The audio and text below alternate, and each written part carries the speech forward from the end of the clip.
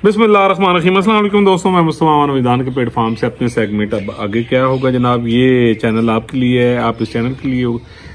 अगर आपने मेरा चैनल सब्सक्राइब नहीं किया तो काइंडली कर दीजिए, बेल आइकन का बटन भी दबा दीजिए, हो सके तो इसको शेयर भी कर दीजिए। ये पाकिस्तान बनाओ चैनल है और जिस पर आपको 100% वो खबर दी जाती है जो है, जो होगी और जो थोड़ी देर पहले हुई है, जिसका सबूत मेरे 550 से ज्यादा जो पिछले 1.5 साल के एपिसोड्स हैं उनको देखिए, उनको आज के तनाज़ुर में देखिए, तो आपको 100% मेरी बातें कंफर्म जो हैं यानी होती हुई नजर आएंगी। तो जनाब इसको जरूर सब्सक्राइब कीजिए, आपका चैनल है ये।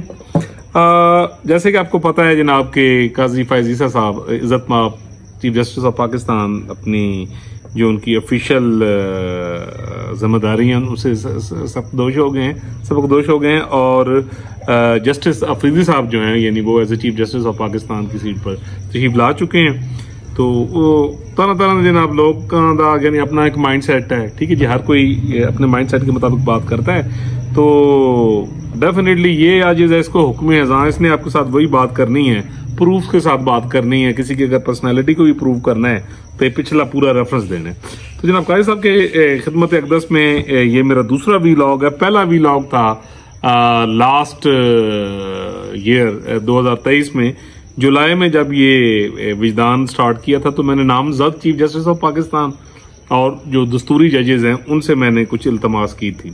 तो आज जब काजी साहब जो हैं वो अपनी जिम्मेदारियों से फारिग हो चुके हैं तो जनाब उनकी खिदमत अक़दस में बड़े अदब के साथ थंबनेल है जी, काजी साहब शुक्रिया, एक अजीम दौर का इख्तिताम, दस्तूर पर अमल, ज़ाब्ते पर अमल, हमें फख्र है, अब आगे क्या होगा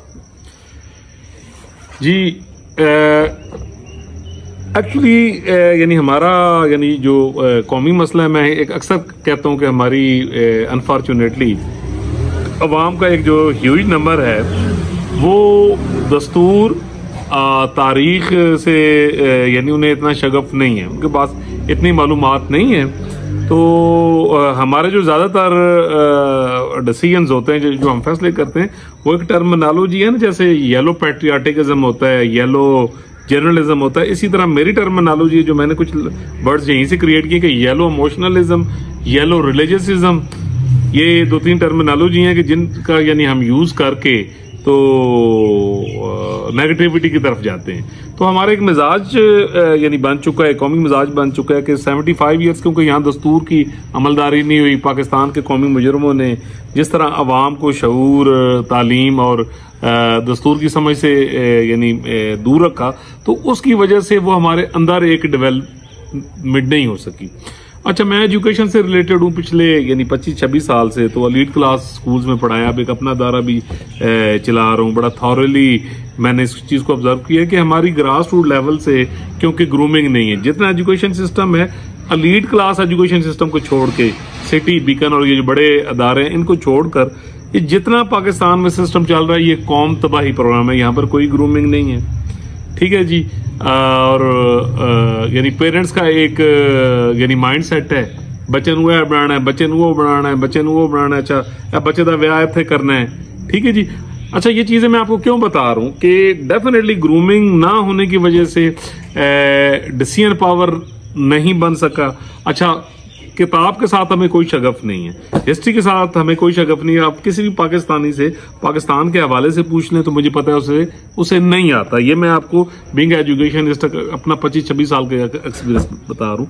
बड़ी बड़ी डिग्रियां लैके फर्स्ट डिवीजन की हैं, लेकिन वो उनका जो इलम है वो महदूद है वहां तक, जिसकी वजह से जनाब ये होता है कि हमारे अंदर इम्पार्शियलिटी नहीं, गैर जानिबदारी नहीं पैदा हो सकी। अच्छा, मजहब है, मजहब नहीं है, हमारे पास अकीदत है, ठीक है। जो अल्लाह और रसूल के जो अहकामात हैं जनाब उस पर हम अमल कम करते हैं और जो हैं इस पर यानी जो हमारे अपनी जाती ख्वाहिश होती है यानी उसको हम यानी उस तरफ लेके जाते हैं। सो दैट्स वाई कि हमारी वही लाई लाग ओपिनियन है, हमारी अपनी कोई ओपिनियन नहीं है, जिसकी वजह से हमें लोगों की पहचान नहीं, हमें दस्तूर की पहचान नहीं, हमें ज़ाब्ते की पहचान नहीं। जिसकी एक मिसाल है जनाब मौजूद चीफ जस्टिस ऑफ पाकिस्तान, साबिक चीफ जस्टिस ऑफ पाकिस्तान जनाब काजी फैज़ ईसा साहब, उनका दौर मतलब क्या आउटस्टैंडिंग दौर है। बल्कि जब कि वो सुप्रीम कोर्ट ऑफ पाकिस्तान के जज हैं और जब उससे पहले वो हाई कोर्ट में चीफ जस्टिस थे, जब से वो इन सर्विसेज में आए हैं, तो मैं ये कहूंगा कि उनका जो 20 साल या उससे ज्यादा का ये जो यानी कैरियर है वो बड़ा आउटस्टैंडिंग, बिल्कुल बाबा कौम के असूलों के मुताबिक। काजी साहब के मुताबिक ये मैं कहूँगा, देखें उनकी जो यानी एक बहुत बड़ी बात, सबसे बड़ी बात जो मैं सारा स्टडी कर रहा था कि काजी फायज ईसा साहब ने, अब देखिए कि प्रोटोकॉल्स एंजॉय नहीं किए, उनकी फैमिली ने एंजॉय नहीं किया। अच्छा, उन्होंने गवर्नमेंट की गाड़ियां इस्तेमाल नहीं की, गवर्नमेंट का पेट्रोल इस्तेमाल नहीं किया, वरना यहाँ जो सुप्रीम कोर्ट और हाई कोर्ट के जजेस हैं कि जब ये रिटायर भी होते हैं तो ये गाड़ियां साथ ले जाते हैं, किन किन किन चीजों पर लड़ते हैं, तो ये बड़ी लंबी फहरिस्त है। तो काजी साहब ने जनाब कोई फैसिलिटी एंजॉय नहीं की जो पाकिस्तान का ये जो दस्तूर है, और दस्तूर का एक जो खाओ पीऊ हिस्सा है अनफॉर्चुनेटली, जिसको खत्म अब करना पड़ेगा अगर मुल्क चलाना है, तो ये लल्ले तल्ले खत्म करने पड़ेंगे। तो काजी साहब ने प्रैक्टिकली उन चीजों को ऑफ किया। अच्छा जी, उसके साथ साथ जनाब काजी साहब का जो सबसे बड़ा कारनामा मैं ये समझता हूँ कि काजी साहब ने जब चीफ जस्टिस ऑफ पाकिस्तान का हल्फ उठाया, तो उससे पहले उमर अताब बंदयाल बैठा हुआ था चीफ जस्टिस की सीट पे, और वो एक हम ख्यालों का टोला जो था वो पाकिस्तान की तकदीर से खेल रहा था। तो मैंने उस वक्त एक वीलॉग किया था कि नामजद चीफ जस्टिस ऑफ पाकिस्तान मस्जिद जस्टिस काजी फैजी साहब और तमाम दस्तूरी जज, उनके मैंने नाम लिखे थे कि उनकी खिदमत अक़दस में कुछ गुजारिशात है।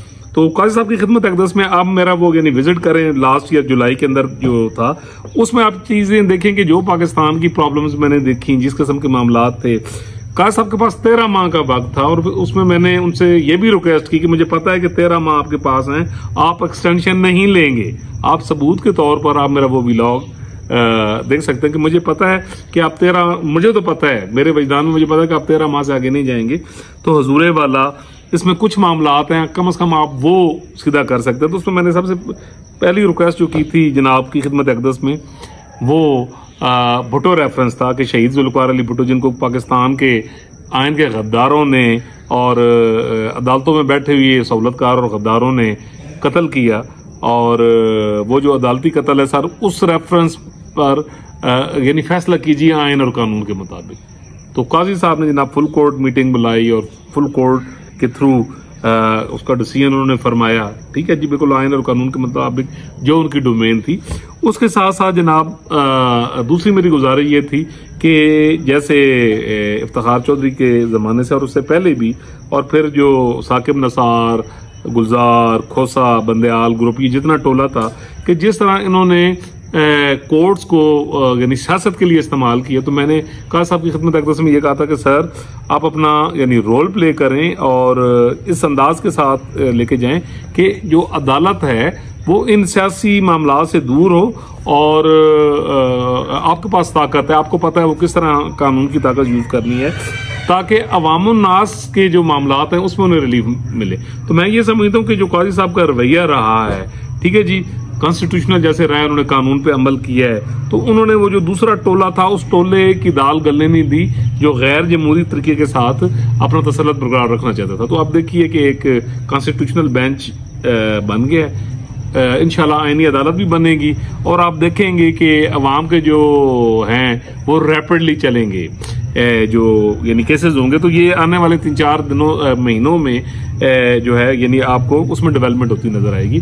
उसके साथ साथ जनाब काजी साहब ने जो अपने इख्तियारात थे वो यानी पार्लियामेंट की सुपरमेसी को माना, और सुप्रीम कोर्ट में ये जो 2 नंबरियां यानी होती रही थी, ठीक है जी, जो जस्टिस मुनीब अख्तर ने जैसे 63 की डिस्क्रिप्शन लिखी, बंदयाल और एजाजुल हसन ने जिस तरह के फैसले दिए, तो उन तमाम चीजों को रिवर्स किया। 68 का जो फैसला था, जो मैंने कहा था कि इन हम ख्यालों के गले की हड्डी बनेगी, तो उस वक्त मैंने ये प्रेडिक्ट किया था कि ये चीजें रिवर्स होंगी, तो वो आपके सामने जनाब यानी रिवर्स हुई। Supreme court practice and procedure bill के मतलब जिसको बंदयाल और उसका टोला जो था वो स्टे कर गया था, तो मैंने आपको ये कहा था कि काजी साहब जनाब यानी पूरी तरह इस चीज को रिवर्स यानी करेंगे, और पार्लियामेंट की सुपरमेसी और सिविलियन सुपरमेसी की तरफ ये चीज कदम बढ़ाएंगे। तो काजी साहब ने जनाब यानी उस दौरान जितनी काजी साहब की ऊपर ट्रोलिंग हुई, जिस तरह पीटीआई और उनके जो लौंडे लपाड़ों ने जिस किस्म की जबान यूज की, तो आप ये देखिए कि ये उनका एक यानी ज़र्फ था, उनकी एक अजमत थी कि काजी साहब ने उस चीज को पर्सनल नहीं लिया, ठीक है, और बिल्कुल कुरान और सुन्नत के मुताबिक, कॉन्स्टिट्यूशन के मुताबिक, ज़मीर के मुताबिक उन्होंने फैसले किए। तो मैं जनाब काजी साहब की खिदमत अक़दस में जनाब सलूट, मैंने कहा था कि मैं आपके लिए वीलॉग करूंगा जब आप अपनी जिम्मेदारियों से फारिग होंगे। तो जनाब हमें आप पर फ़ख्र है, पूरी कौम को आप पर फ़ख्र है। जो लोग आइन, कानून और दस्तूर को समझते हैं, जो पाकिस्तान की प्रॉब्लम्स को समझते हैं जनाब, यानी वो आपके किरदार को अंडरस्टैंड कर सकते हैं। मेरा ये ईमान है, मेरा ये यकीन है कि एक आध ग्रुप को निकाल के जड़ा वारिस अदा है, पाकिस्तान की पूरी कौम आपकी शुक्रगुजार है। और काजी साहब जैसे कि देखें, आपने इस कौम को कुछ दिया कि अपनी ज़ाती ज़मीन आपने जो रियासत पाकिस्तान के नाम कर दी। कायद-ए-आज़म रेजिडेंसी जो है, यानी उसके साथ कुछ जगह पड़ी थी जो आपकी ज़ाती थी, तो आपने जनाब वो रियासत पाकिस्तान के हवाले की। तो आपने पाकिस्तान को बहुत कुछ दिया। आपने यानी अवामी मंगों के मुताबिक पूरी तरह एग्जीक्यूट करने की कोशिश की और किया भी, तमाम तर यानी मुखालफतों के बावजूद, इख्तलाफात के बावजूद। तो जो लोग भी मुझे अभी मुअज़्ज़िज़ इज़्ज़त माब chief justice of Pakistan Afridi साहब की बात में सुन रहा था, फुल कोर्ट रेफरेंस जो हुआ था, उसमें वो फरमा रहे थे काजी साहब की पर्सनैलिटी के मुतालिक कि काजी साहब नो जनाब तुसी प्यार दे नाल भावें सारा खा जाओ, ठीक है, और अगर आप काजी साहब के साथ यानी एंकी पैंकी करते हैं तो फिर काजी साहब तो नहीं छोड़ेंगे। तो ये एक सच्चे खरे नीट एंड क्लीन बाकरदार इंसान की निशानी है। मेरा ईमान है, मेरा यकीन है कि जो तारीख है वो काजी साहब को भी इसी तरह सलूट मारेगी। और काजी साहब यानी वह चीफ जस्टिस ऑफ पाकिस्तान है कि जिनके मुतालिक अब तक की तारीख, अब मुअज़्ज़िज़ जस्टिस अफरीदी साहब आ रहे हैं, उनके लिए भी मैं एक वीलॉग करूंगा। उनकी खिदमत अक़दस में कुछ गुज़ारिशात हैं तो करना ज़रूरी होता है, वो करेंगे जनाब, वो ज़रूर वीलॉग सुनिएगा। और अब एक अच्छी रीत पड़ चुकी है मेरी प्रोडिक्शन के हवाले से कि आने वाले अगले 20 साल तो सारे प्रो पाकिस्तानी लोग सीटा ते आंदे नजर आने, क्योंकि पाकिस्तान को तरक्की करनी है, पाकिस्तान को जाना है आगे। तो काजी साहब एक दफ़ा फिर जनाब आपकी खिदमत अक़दस में सलूट। अच्छा, आपकी फैमिली को सलूट कि उन्होंने तो को फैसले नहीं कराए। अगर आपकी सासू अम्मा जिंदा हैं तो जनाब, या जिस भी कंडीशन में है तो जनाब उनकी खिदमत अक़दस में भी सलूट। आपके बच्चों को भी सलूट कि कोई किसी किस्म की गंदगी, वायलेशन, सियासी मामलात, अदालती मामलात जैसे ये यूथड़ों के यानी होते रहे हैं। तो मैं इस पूरी यानी फैमिली को जो यानी हमारे यानी मोहसिन है जनाब, सलूट है कि बगैर किसी इंटरप्शन के बिल्कुल एक जो प्रोफेशनल इंसान होता है और एक जो प्रोफेशनल सोच होती है उसके मुताबिक सबका कंडक्ट। तो काजी साहब आपकी पूरी फैमिली को जनाब सलूट, आपके फैसलों को सलूट सर, आपकी खिदमात को सलूट। अल्लाह ताला आपका हामी और नासिर हो और आपकी इज्जत में इजाफा करे। अल्लाह ताला पूरी दुनिया पर, पाकिस्तान पर, बच्चे बच्चे बेलबूटे पर अपना करम करे। मिलेंगे जी इंशाअल्लाह ताला अगले व्लॉग में एक नए टॉपिक के साथ।